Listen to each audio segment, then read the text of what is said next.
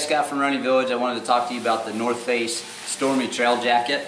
This has flash dry technology in it, and North Face is using flash dry technology in a broad range of applications for clothing. So not just jacket, materials that are sewn into the fabric that are porous particle, so that what happens when they sew it in or they put it in with the laminate, speaking to this jacket, what it does is it creates more surface area, and therefore this is a waterproof and a windproof jacket, which 5 years ago, if you got a waterproof windproof jacket, what you got was basically an airtight seal that once you got heated up, I mean, it was hot inside the jacket, it didn't breathe very well. And on top of that, I've had jackets in the wintertime, if it's cold, say 20 below, and I go out and do a hard hour outside, what happens is I get home and there's either kind of ice or frost on the inside of the jacket because it has no place to go. So it builds up, and eventually,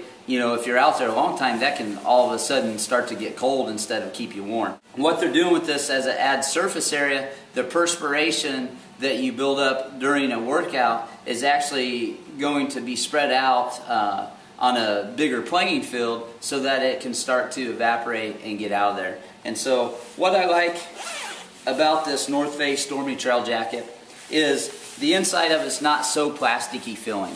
I will warn you that if you go short sleeves and something like this, it's still not super comfortable. It's not a soft shell layer, and so it does kind of have a soft rubbery feel, and when it's cold out, I mean, that makes you kind of feel cold on the inside. So this is definitely a jacket that you normally, to be comfortable on the inside, you would want long sleeves.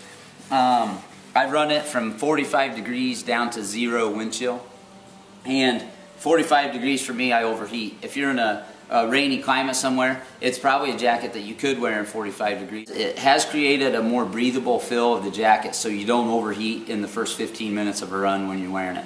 That said, eventually 45 minutes or an hour into a run, it's definitely building up moisture. It does not breathe like a mesh or a microfiber that is not waterproof.